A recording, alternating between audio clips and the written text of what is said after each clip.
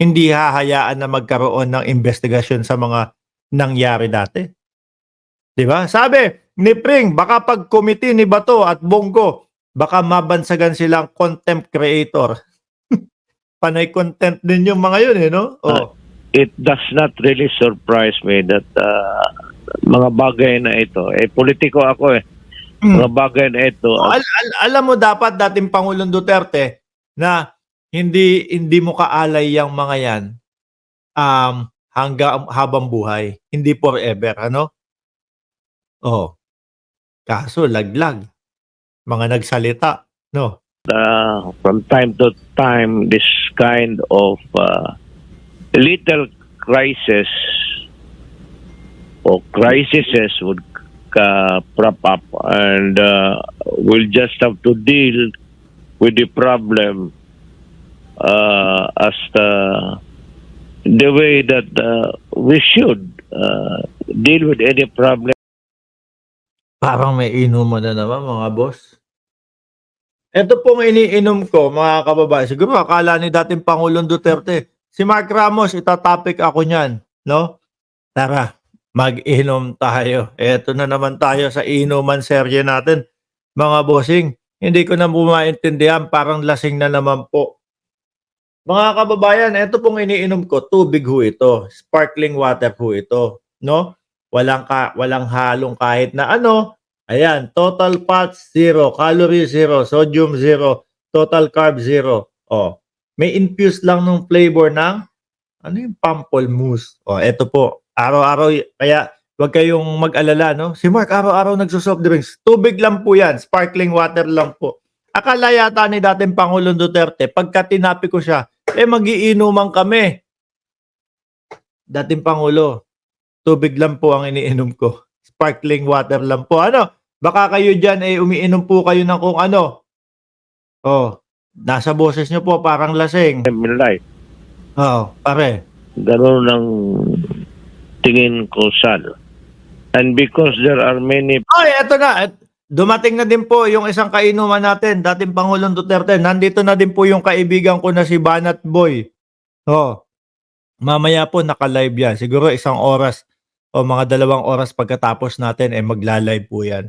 Puntahan po natin. Lagi ako doon nakikipagkulitan. Makulit po yan eh. No? Makulit po yan si Banat Boy. Suportahan nyo po. At puntahan po natin mamaya yung kanyang channel. Baka doon, makipag-inuman tayo ng tuluyan kay dating Pangulong Duterte.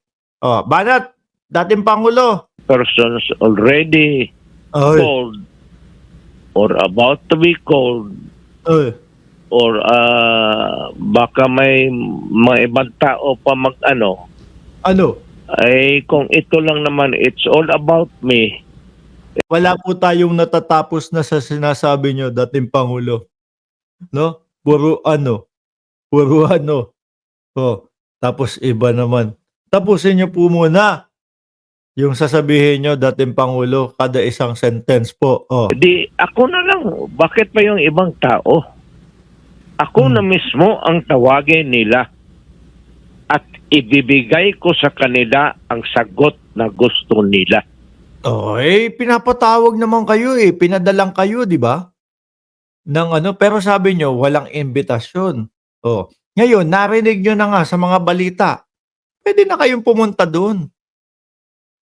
Malamang naman sa alamang pauupuin kayo dyan. Isasalang kayo dyan. O baka talagang wala. Pa-effect lang ho yung pupunta sila. No? Si Bato nga takot na takot. Si Bato, si Bongo takot na takot. O, sila na lang daw po ang gagawa ng comedy hearing nila. Di ba? Yung gusto nila, hindi ko gusto. Yung yung gusto pala nila, hindi gusto game. Gusto nila. As a matter of fact, magtanong ako sa kanila before the start of any official proceedings. Sabihin ko sa anong gusto ninyo na marinig ninyo sa bunganga ko? Ganon ang ano ko. Yun naman pala mga kababayan, makakakuha tayo nung mga impormasyon daw po. Sabi po ni dating Pangulong Duterte. Hindi ko na lang po alam kung totoo po, no? At kung talagang a-attend doon sa hearing. Oh, tuloy nyo nga. Last na. Mga isang sentence pa. So wala kayong ano. Ibibigay ko sa kanila. Mm. Bahala sila May kung ako anong gusto naman nyo itanong. sa kagaya ito ni Ruena. Si Danilo de la Cruz ng California, USA. Shoutout po sa inyo. Regina Garma. Oh, Garma. Garma. Shoota niya daw, shoota. Oh, sabi ni Montulpo, shoota yan ni Digong. Ah. Yan si Garma, Ah, laking Davao yan. Laking pulis sa Davao yan. ah, Yan pa si sila Leonardo. ah. Marami yan silang grupo, but itong dalawa na ito, grupo ni Garma, were specifically assigned by me to take care sa droga. Okay. Yun ang totoo dyan. Ngayon, there is may marinig ka dyan sa narrative ni Garma na magkuha ka ng Iglesia ni Cristo. Ah, ayan. Uminit po yan, mga kababayan, yung topic na yan. Kumuha ka, meron tayong talagang narinig, di ba? No? Meron tayong narinig kay Garma na kumuha ka, specific, Iglesia ni Cristo. Alam mo ba, Sal, kung bakit? Bakit to? Alam mo bakit? Because ang Iglesia ni Cristo, may tiwala ako Oh, at alam kong may ipapatrabaho ako pati pera. oh. Yung si Leonardo ng Iglesia ni Cristo, sabi ko magkuha ka. Oh, yun naman pala mga kababayan, ano yung hinihimutok nung iba? No? Mabuti naman pala at utos pala ni dating Pangulong Duterte na kumuha talaga ng Iglesia ni Cristo. Ewan ko ba doon sa iba, ba't naghihimutok? Yun pala talaga ang katotohanan. Galing po kay PRRD yung utos, mga bossing. Di ho ba? Mga kababayan, usapang lasing na lang to. No? Tigil na natin to.